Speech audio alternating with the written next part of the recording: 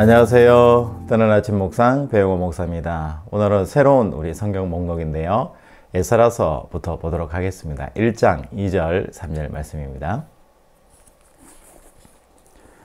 바사왕 고레스는 말하노니 하늘의 하나님 여호와께서 세상 모든 나라를 내게 주셨고 나에게 명령하사 유다 예루살렘의 성전을 건축하라 하셨나니 이스라엘의 하나님은 참신이시라. 너희 중에 그의 백성된 자는 다 유대 예루살렘으로 돌아가서 이스라엘의 하나님 여호와의 성전을 건축하라. 그는 예루살렘에 계신 하나님이시라.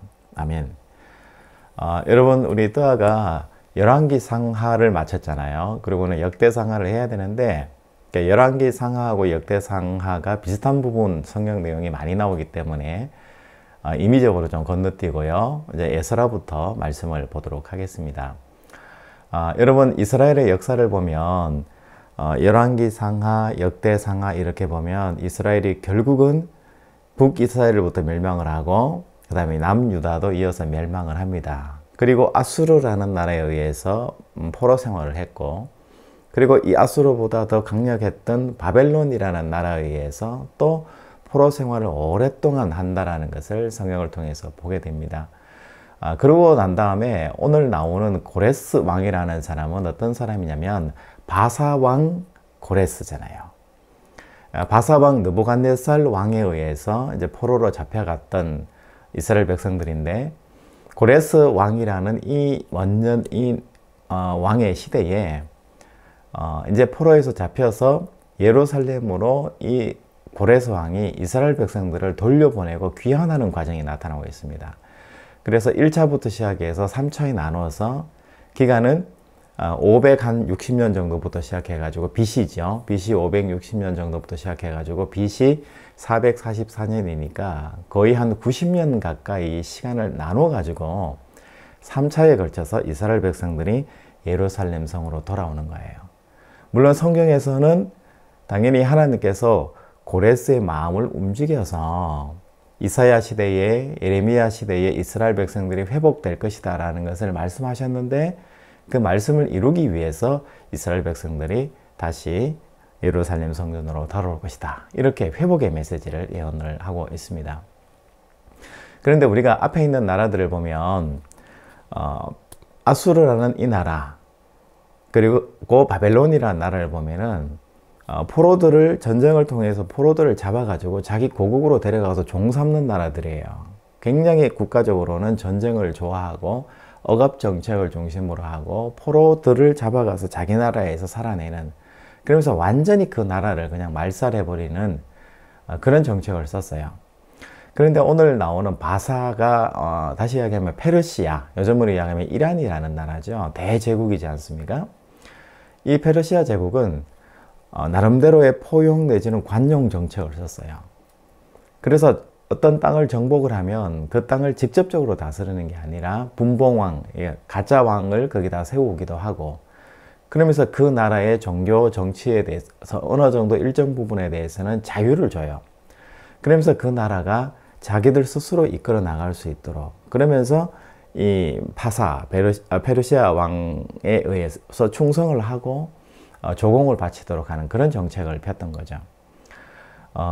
이런 역사적인 과정을 이렇게 살펴보면은 우리가 하나님이라는 분의 존재에 대해서 굉장히 작아진다라는 것을 생각해 볼 수 있잖아요. 왜 그러냐면 아수르나 바벨론은 너무 강력해서 못 움직이고 계속 포로로 생활하고 있다가 이제 고레스라는 페르시아 왕이 좀 유약하기도 하고 포용 정책, 관용 정책을 펴고 있으니까 이스라엘 백성들이 포로에서 귀환해서 돌아온 거 아니냐, 거기에서 하나님의 역할은 별로 없지 않느냐, 이렇게 우리가 얼마든지 생각할 수 있다는 거죠. 그런데 오늘 에스라 성경에서 1장 1절부터 특히 3절 사이에서 말씀하고 있는 것은, 이것은 예언된 말씀이고 고레스의 정책이나 아니면 페르시아의 외교 정책, 아니면은 이 포로에 대한 정책에 의해서 움직이는 것이 아니라 하나님의 예정과 섭리, 그리고 하나님의 관점에 의해서 역사는 움직인다. 그리고 역사의 주인은 바로 하나님이시다라는 것을 오늘 성경에서 이야기를 하고 있는 거예요.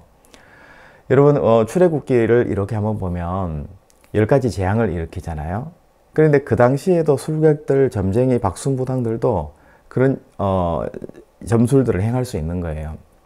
예를 들어서 나일강을 피로 이렇게 물들게 하는 그런 첫 번째 재앙 같은 경우에는 그 점술가들도 지팡이를 나일강에 이렇게 닿으니까 빨갛게 물이 변하는 그런 기술을 얼마든지 행할 수 있었다는 거예요. 나름대로 기술이라기보다는 점성술 같은 걸 통해 가지고 그런 게 가능했다는 것을 알 수가 있잖아요.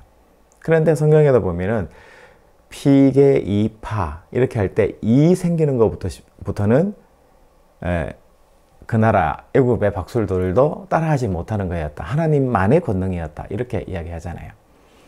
그러니까 그런 것들을 한다고 그래가지고 하나님의 능력이 아니라 하나님의 관점과 섭리의 관점에서 10가지 재앙을 해석을 해야 되고 이스라엘 백성들이 애굽 땅에서 나온 것을 해석을 해야 된다라는 것을 이야기하는 거예요.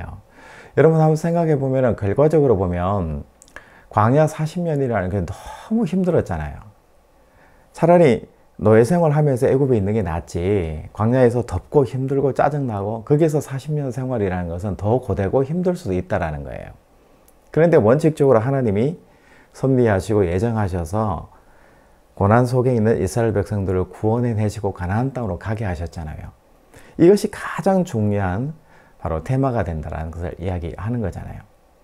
뿐만 아닙니다. 예수님 당시에도 예수님께서 많은 이적들을 행하셨는데 그 당시에도 선지자, 선견자 중에서 아니면은 막 애언을 떠들고 다니는 애언가들이 있었어요. 그런 애언가들이 어떤 기적들을 일으키는 경우들이 들어 있었거든요. 그런 차원에서 보면은 예수님도 뭐 한 3년 공생 활동 하셨으니까 그냥 3년 좀 신비한 활동을 한 사람, 그리고 죽었다가 부활한 사람, 이렇게 단순 처리할 수도 있다라는 거예요. 역사가들은 정말 실제로 그렇게 단순 처리하기도 합니다. 그런데 이것이 단순 처리될 문제가 아니라 과거 구약시대부터 하나님이 애언하는 것이고 예수 그리스도를 통해서 메시아를 통해서 이스라엘의 완전한 구원이 도래한다라는 바로 이 애언의 내용을 이루시고 하나님의 관점에서 해석하고 예수 그리스도를 극복하고 예수 그리스도가 어떤 분이신가를 우리 마음속에 받아들일 수 있어야 된다는 것을 이야기하는 거죠. 여러분, 새로운 월요일 아침입니다. 한 주를 시작하는 또 월요일인데요. 우리가 어떻게 우리 일상에 일어나는 많은 일들을 해석할 것인가, 이것은 우리의 해석에 달려있는 거고 우리의 믿음 안에 있는 거죠. 다시 이야기하면은 하나님은 하나님의 관점에서 하나님의 역사를 통해서 이 날을 여셨는데 우리가 세상적인 관점에서 논리나 과학의 관점에서 생각하면 그냥 지구가 돌고 새로운 하루가 떴을 뿐이고 태양이 떴을 뿐이고 날씨가 안 좋아서 비가 왔을 뿐이다, 이렇게 우리는 얼마든지 해석할 수 있다는 거예요.